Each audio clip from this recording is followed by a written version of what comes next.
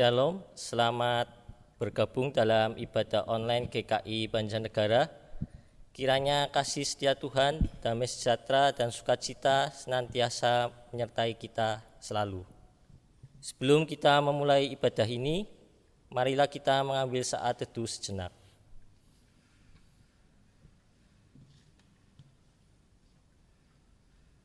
Amin. Panggilan beribadah. Marilah segenap umat bersyukur kepada Tuhan karena perbuatan-perbuatannya yang ajaib terhadap anak-anak manusia. Sebab dipuaskannya jiwa yang dahaga Dan jiwa yang lapar dikenyangkannya dengan kebaikan. Disampaikannya firman-Nya dan disembuhkannya mereka. Diluputkannya mereka dari liang kubur. Mereka bersukacita sebab diredakannya badai. Dan dituntunnya mereka ke pelabuhan kesukaan. Bersyukurlah kepada Tuhan sebab Ia baik.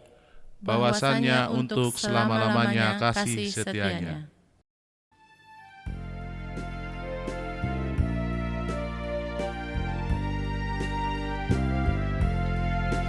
Allah hadir bagi kita dan hendak memberi berkat, melimpahkan kuasa Roh-Nya bagai hujan yang lebat.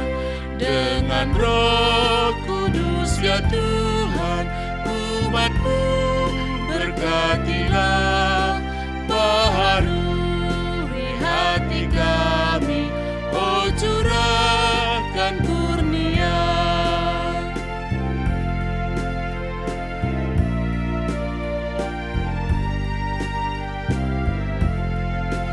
Allah hadir, sungguh hadir di jemaat-Nya yang kudus.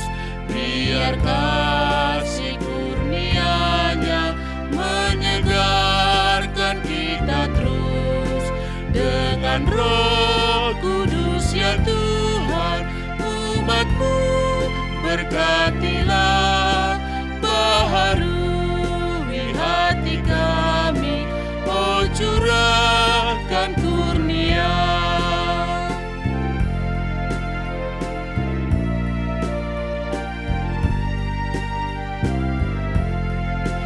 Penebus, dengarkan kami yang padamu berseru. Buka tingkap anugerah-Mu, berikanlah berkat penuh. Dengan Roh Kudus ya Tuhan, umat-Mu berkatilah, baharui hati kami, oh curahkan kurnia. Saudara yang dikasihi Tuhan, ibadah Minggu Prapaskah 4 ini kita awali dengan pengakuan bahwa Allah Tritunggal, Sang Maha Pengasih dan Maha Hadir, menyertai persekutuan kita. Amin. Amin, amin, amin. Mari kita berdoa. Terima kasih Tuhan atas penyertaan-Mu, atas kehidupan kami. Penyertaan-Mu sungguh luar biasa atas hidup kami. Kiranya penyertaan Tuhan akan senantiasa menyertai hidup kami dalam keseharian kami. Mungkin kami sering berbuat dosa dan kesalahan. Kiranya Tuhan ampuni dosa dan kesalahan kami. Kami sering lari dari rencana Tuhan. Kiranya Engkau kembali gandeng kami ya Tuhan, sertai kami Tuhan untuk selalu dalam rencana Tuhan. Terima kasih ya Bapa, hanya di dalam nama Tuhan Yesus kami sudah berdoa dan mengucap syukur. Amin.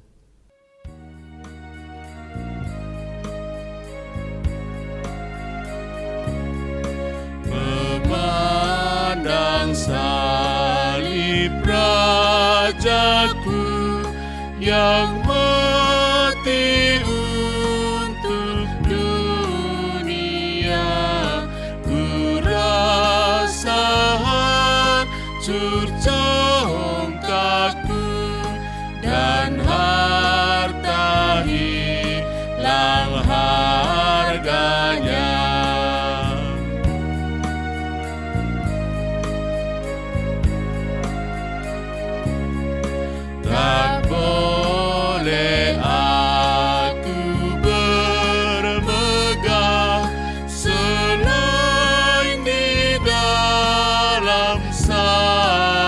salibmu, ku buang nikmat dunia demi darahmu yang kudus.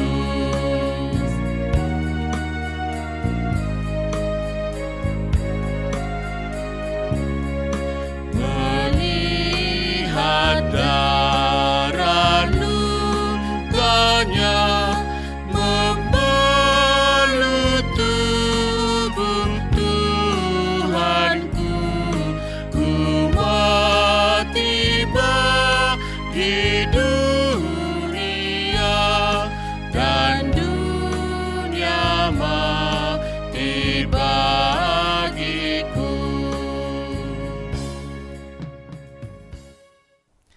Saudari yang dikasihi Tuhan, marilah kita bersama memohon pimpinan Tuhan sebelum kita merenungkan firman Tuhan. Mari kita berdoa. Tuhan Allah yang maha baik, yang senantiasa memimpin dan menuntun kehidupan kami. Kami saat ini memohon pimpinan-Mu ketika kami bersama hendak membaca, hendak mendengarkan, dan hendak merenungkan firman Tuhan. Kami memohon agar Roh Kudus membukakan mata hati dan pikiran kami, supaya kami dapat menangkap apa yang Tuhan hendak sampaikan kepada kami, dan supaya firman-Mu boleh berakar di dalam hati kami, bertumbuh menjadi iman yang kokoh di dalam setiap kami, dan berbuah di dalam perilaku dan sikap hidup kami sehari-hari. Terima kasih ya Tuhan. Di dalam nama Tuhan kami Yesus Kristus kami berdoa. Amin. Saudara yang dikasihi Tuhan, marilah kita bersama membuka firman-Nya yang diambil dari Yohanes 3 ayatnya yang ke-14 sampai yang ke-21.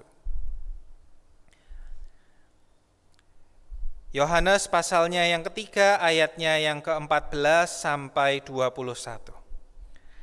Dan sama seperti Musa meninggikan ular di padang gurun, demikian juga Anak Manusia harus ditinggikan, supaya setiap orang yang percaya kepadanya beroleh hidup yang kekal.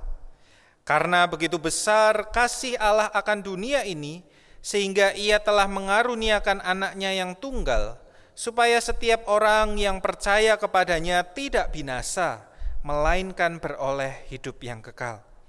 Sebab Allah mengutus Anaknya ke dalam dunia bukan untuk menghakimi dunia, melainkan untuk menyelamatkannya oleh Dia. Barang siapa percaya kepadanya, ia tidak akan dihukum. Barang siapa tidak percaya, ia telah berada di bawah hukuman, sebab ia tidak percaya dalam nama Anak Tunggal Allah. Dan inilah hukuman itu. Terang telah datang ke dalam dunia, tetapi manusia lebih menyukai kegelapan daripada terang, sebab perbuatan-perbuatan mereka jahat. Sebab barang siapa berbuat jahat membenci terang dan tidak datang kepada terang itu, supaya perbuatan-perbuatannya yang jahat itu tidak nampak. Tetapi barang siapa melakukan yang benar, ia datang kepada terang, supaya menjadi nyata bahwa perbuatan-perbuatannya dilakukan dalam Allah. Sedemikian jauh pembacaan firman Tuhan. Yang berbahagia adalah setiap kita yang merenungkan dan memelihara firman Tuhan. Hosiana. Hosiana, Hosiana, Hosiana.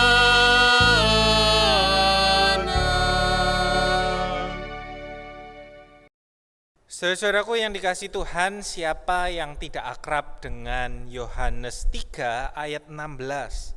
Ya, tentu kita semua pernah mendengar, bahkan mungkin sebagian besar dari kita, atau mungkin seluruhnya dari kita yang menonton, menyaksikan, mengikuti ibadah ini hafal Yohanes 3 ayat 16. Ya, karena begitu besar kasih Allah akan dunia ini, sehingga Ia mengaruniakan Anaknya yang tunggal, supaya setiap orang yang percaya kepadanya tidak binasa, melainkan beroleh hidup yang kekal. Saudara, mengapa ayat ini begitu populer di dalam kehidupan beriman kita? Mungkinkah karena di dalam satu ayat ini termuat secara ringkas, secara padat apa yang Tuhan mau dan apa yang Tuhan kehendaki di dalam kehidupan. Di dalam Yohanes 3 ayat 16, Yohanes 3 ayat 16 adalah bagian dari percakapan Tuhan Yesus dengan Nikodemus. Nikodemus adalah seorang imam, ahli Taurat yang tertarik dengan pengajaran Yesus dan kemudian malam-malam datang untuk ngobrol, belajar lebih jauh bersama dengan Yesus. Dan bagian Yohanes 3 ayat 16 adalah salah satu ungkapan dari Tuhan Yesus di mana dia menyingkapkan kepada Nikodemus siapa dirinya, apa maksud kedatangannya. Kalau kita memperhatikan Yohanes 3 ayat 16 mengandung apa yang menjadi hati dan pikiran Allah, apa yang kemudian dilakukan Allah, diwujud nyatakan Allah sesuai dengan hati dan pikirannya. Dan kemudian apa konsekuensinya dan apa respon yang kita harus ambil. Yohanes 3 ayat 16 adalah ayat yang baik untuk kita memulai, kalau kita mau pakai ini untuk mendalami lebih jauh karya Allah. Untuk bisa Yohanes 3 ayat 16 kita renungkan hari demi hari menjadi suatu hal yang indah. Akan menolong kita bertumbuh di dalam iman kita. Saudara-saudara yang dikasihi Tuhan, seperti apa hati dan pikiran Allah tentang dunia? Karena begitu besar kasih Allah akan dunia. Kita menemukan di dalam Yohanes 3 ayat 16 bahwa Allah begitu mengasihi dunia. Kasih Allah begitu besar, tidak terungkapkan, tidak terbayangkan. Kasihnya begitu besar di dalam dunia, bagi dunia ini. Dan kasih itulah menjadi motivasi penggerak Allah di dalam bertindak. Karena kasihnya lah dia bertindak. Dan kasih itu bukanlah kasih yang berpusat pada dirinya. Kasih Allah bukanlah kasih yang egois, kasih yang mencari perhatian, kasih yang mencari pujian atau disembah orang, tetapi kasih Allah justru berpikir kepada orang-orang yang hendak dikasihinya. Kasih Allah bukanlah kasih, tindakan kasih Allah bukan dilandasi keinginan untuk dikasihi, tetapi keinginan untuk mengasihi.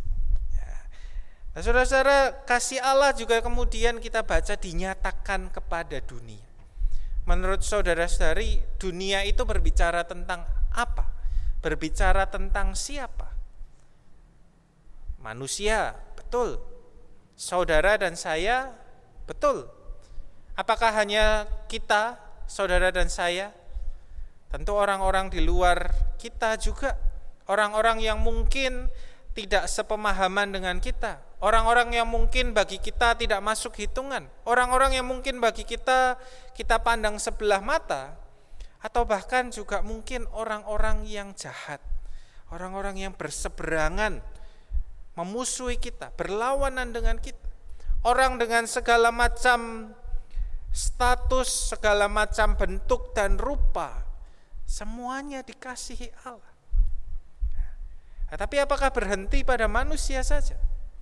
Dunia, kata dunia yang digunakan adalah kosmos, artinya keseluruhan. Berarti Allah juga mengasihi hewan-hewan yang diciptakannya. Ikan di laut, burung di udara, hewan-hewan melata, hewan-hewan di darat. Dan juga bukan hewan-hewan saja, tumbuh-tumbuhan juga dikasihi oleh Allah. Bahkan bukan hanya isi dari dunia ini, tetapi dunianya, rumah ini, tempat kita tinggal, tempat kita hidup juga dikasihi oleh Allah dengan begitu besar. Tanah, air, udara, segalanya dikasihi oleh Tuhan. Kenapa? Karena Tuhan yang menciptakan semua.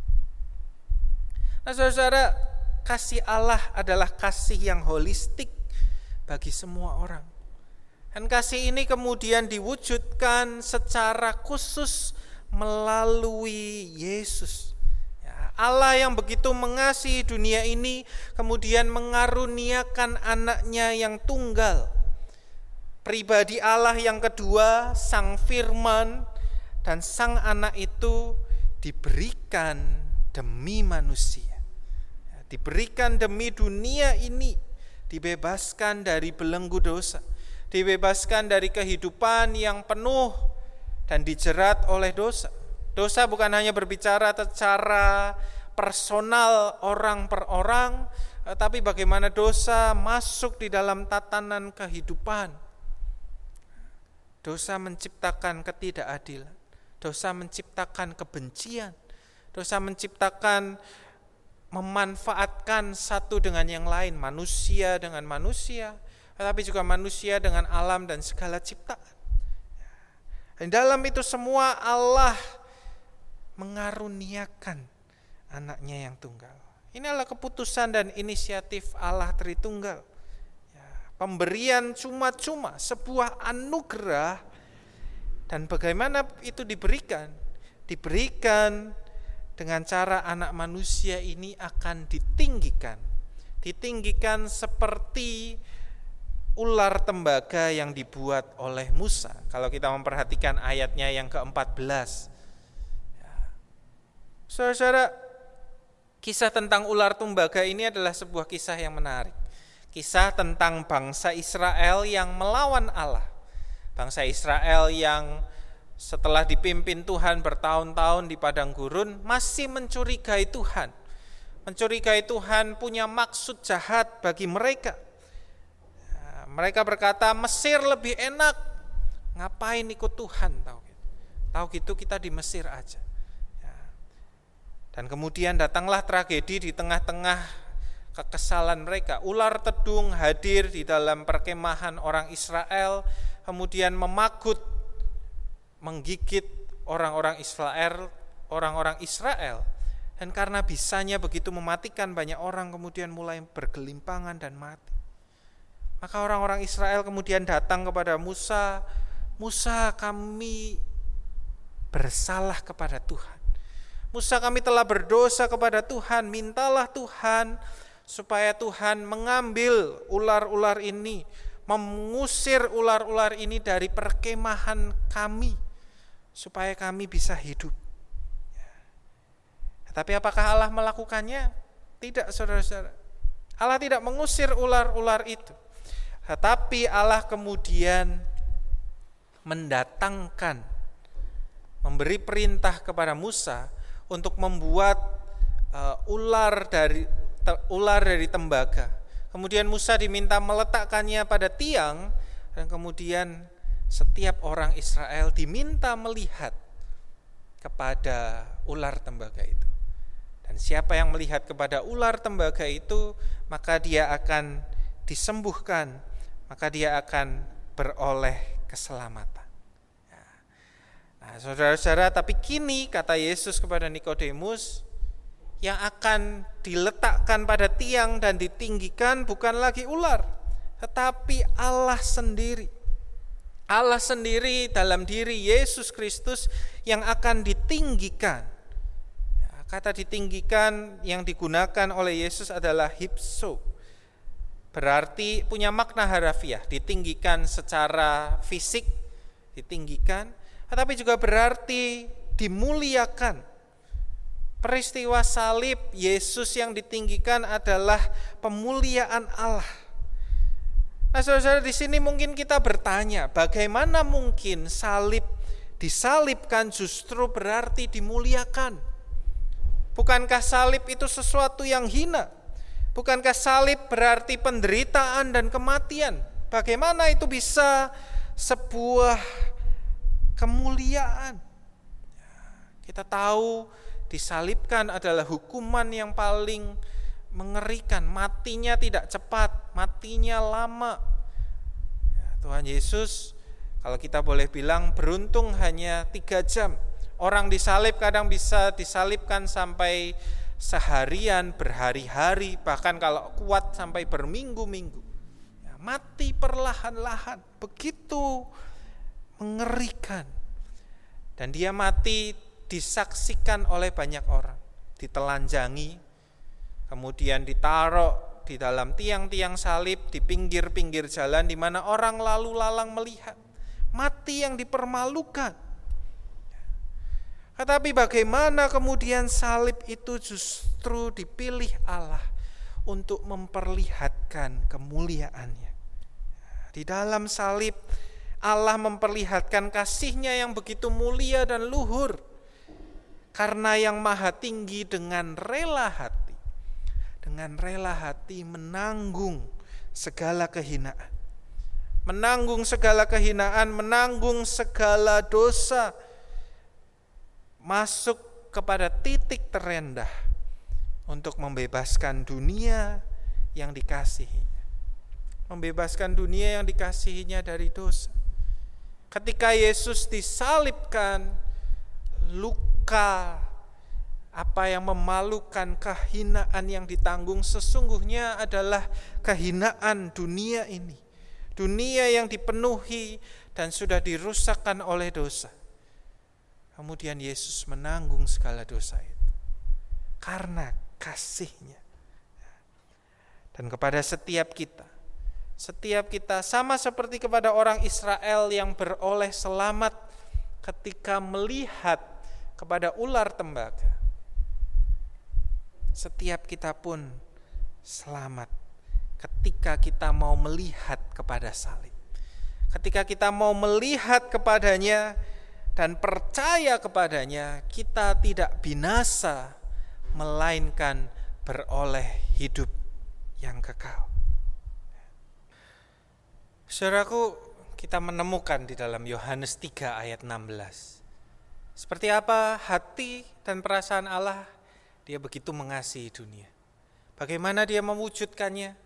Dia mengaruniakan anaknya, mati di kayu salib untuk memenangkan, untuk membebaskan dunia ini, termasuk saudara dan saya.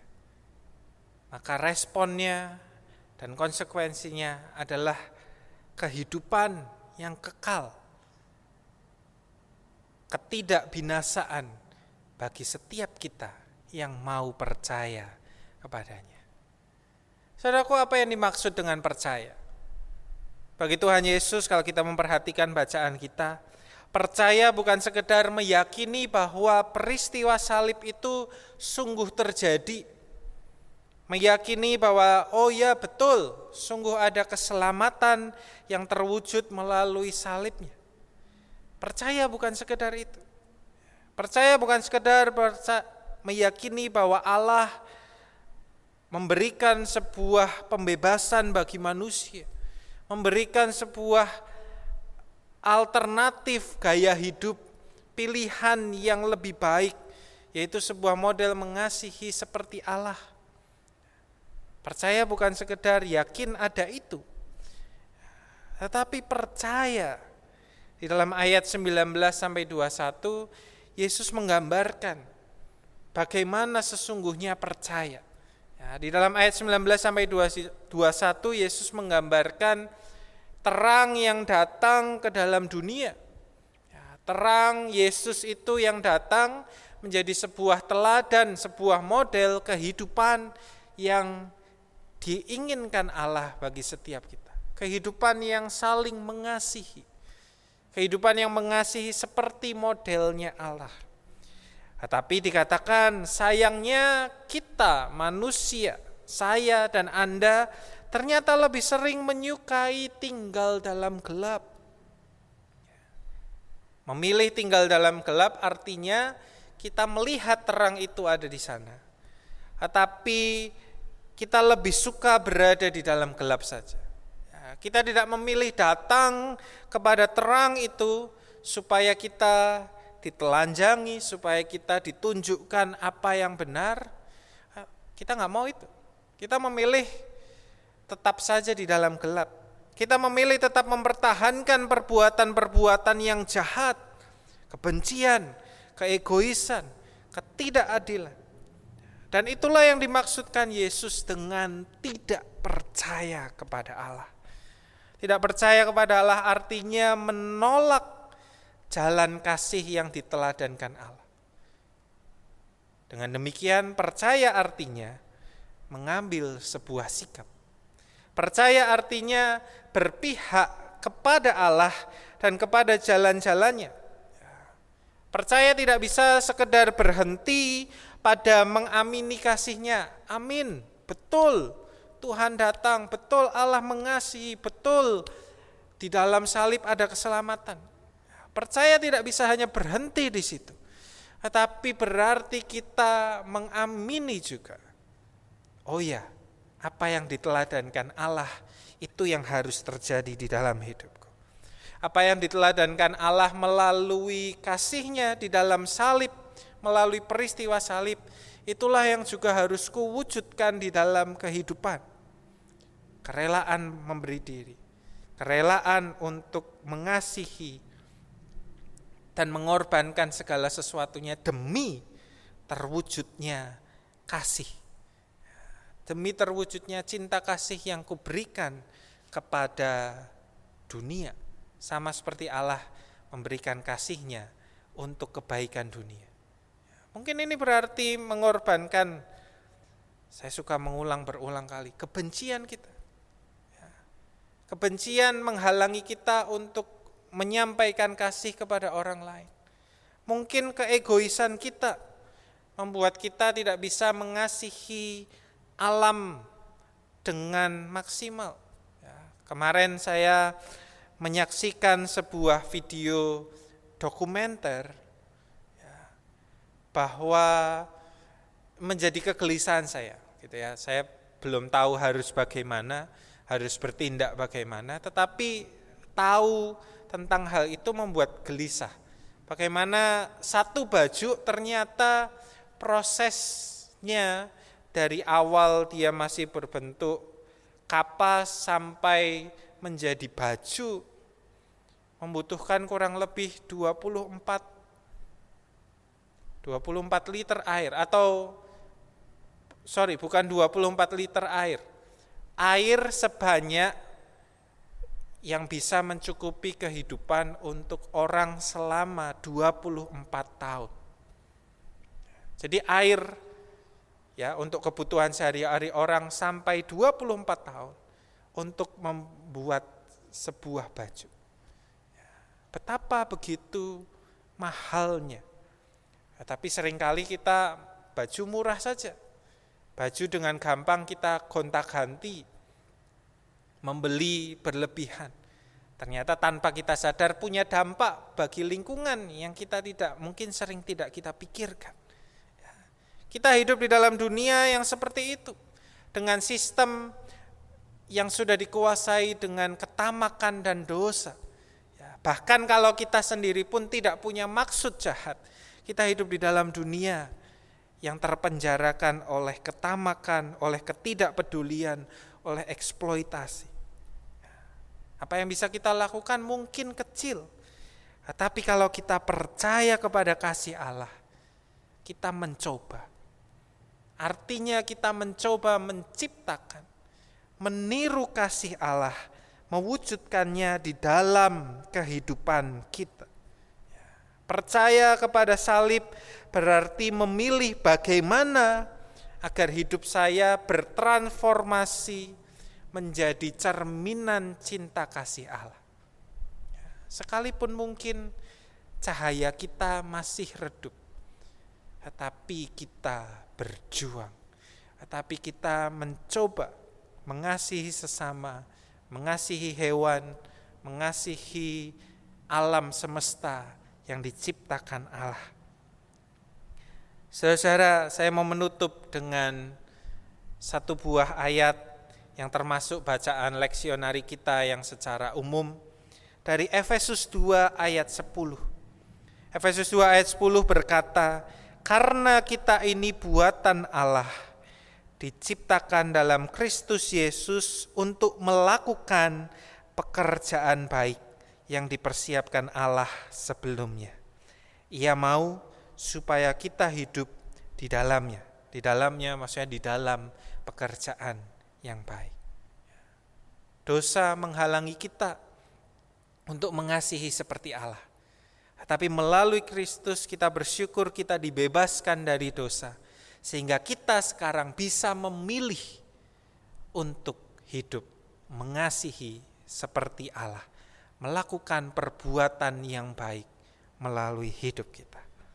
Karena itu marilah kita menjadi terang kasih Allah yang memancar terus-menerus di dalam dunia ini. Amin. Mari kita mengambil saat teduh sejenak.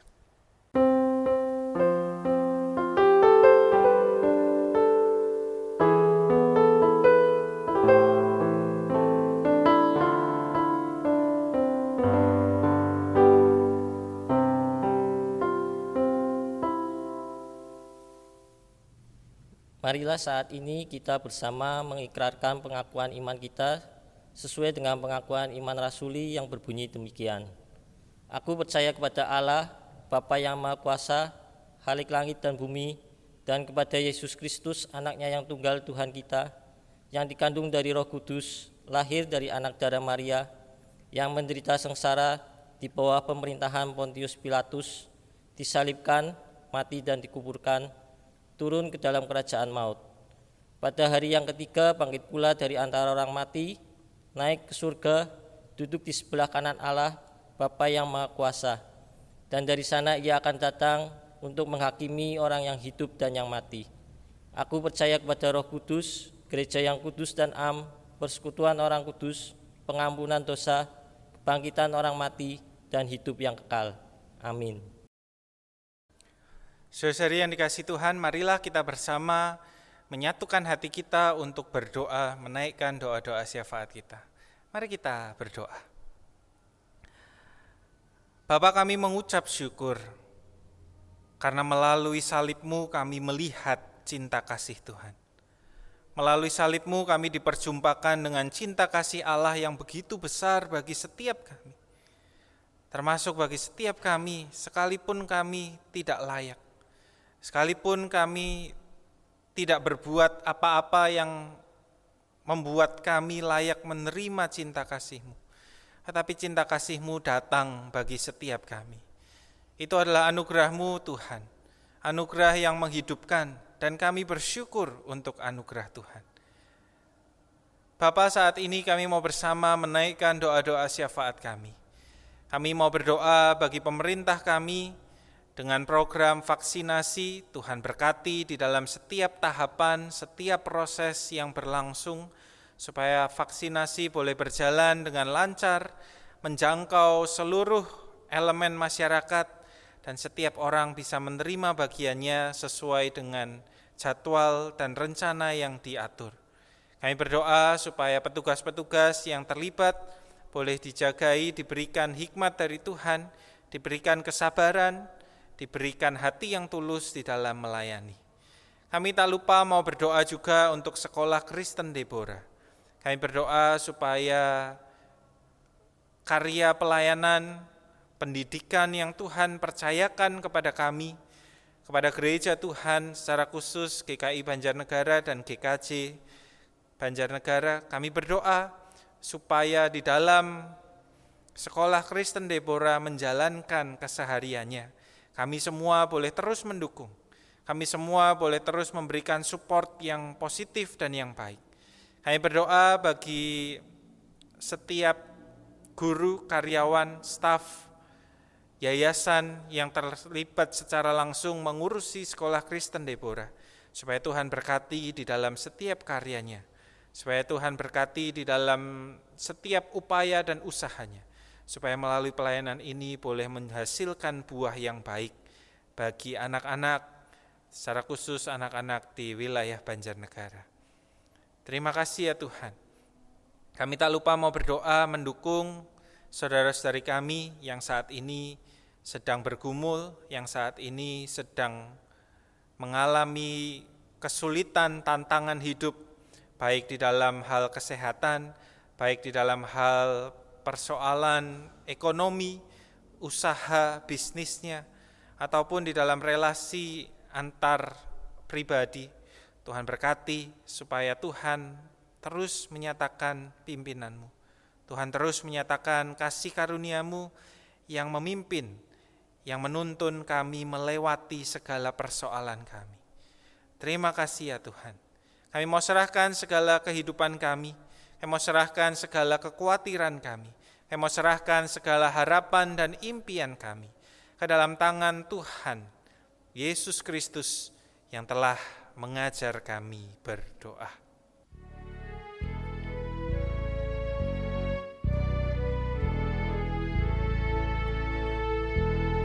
Bapa kami yang ada di surga, dikuduskanlah nama-Mu,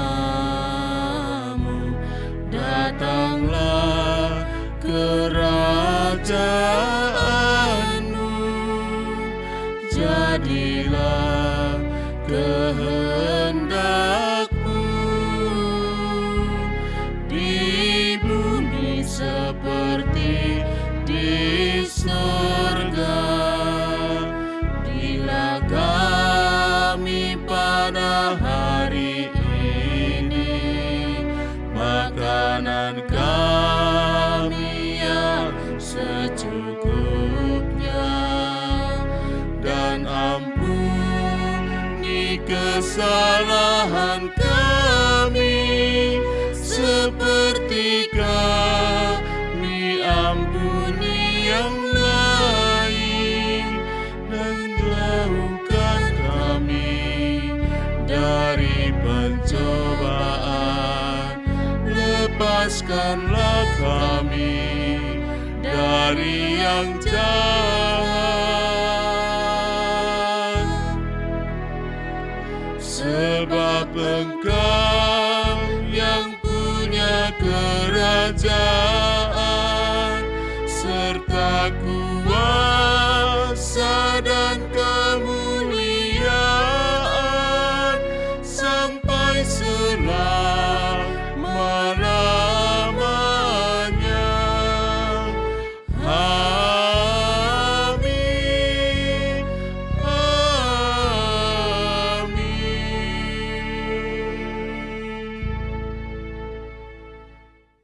Mari kita menyatakan ungkapan syukur dan pemberian diri kita melalui pengumpulan persembahan. Nat persembahan diambil dari 1 Tawarik 29 ayat 14 yang berbunyi demikian. Sebab siapakah aku ini dan siapakah bangsaku, sehingga kami mampu memberikan persembahan sukarela seperti ini. Sebab daripadamulah segala-galanya, dan dari tanganmu sendirilah persembahan yang kami berikan kepadamu.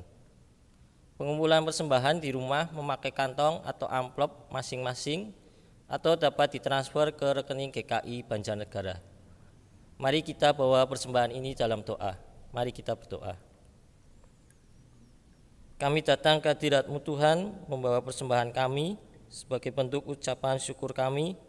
Kiranya Tuhan kuduskan dan berkati persembahan ini sehingga layak dan dapat digunakan untuk pelayanan Tuhan di tempat ini, dan nama Tuhan makin dipermuliakan.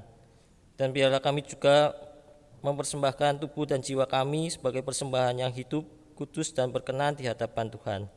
Terima kasih ya Tuhan, hanya di dalam nama Tuhan Yesus, Tuhan dan Juru Selamat kami sudah berdoa dan mengucap syukur. Amin.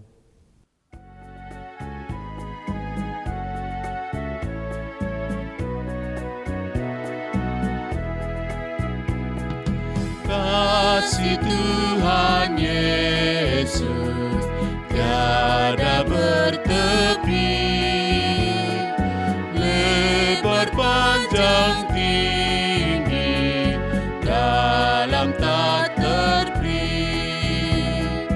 Walau melampaui akal kita yang fana, dengan orang kudus dalam kasih yang kekal.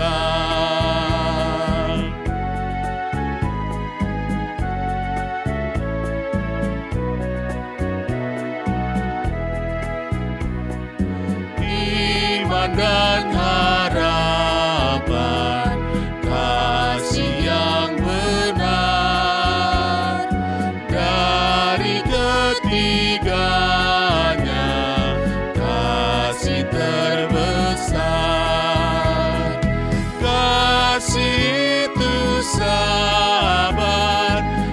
Dia suka memberi, tak megahkan diri, tidak mengenal dengki.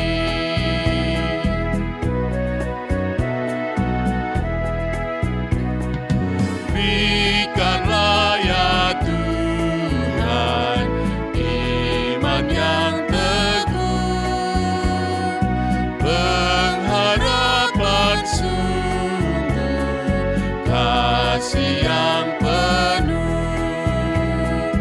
dan yang terutama kasih Tuhan tercermin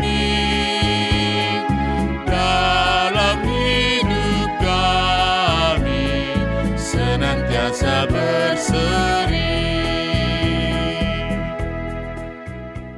Saudari yang dikasihi Tuhan, arahkanlah hatimu kepada Tuhan dan teruslah menjadi saksi kasih-Nya di dalam setiap langkah kehidupan saudara. Kini terimalah berkat dari Tuhan. Tuhan memberkati kita dan melindungi kita. Tuhan menyinari kita dengan wajah-Nya dan memberi kita kasih karunia. Tuhan menghadapkan wajah-Nya kepada kita dan memberi kita damai sejahtera. Amin.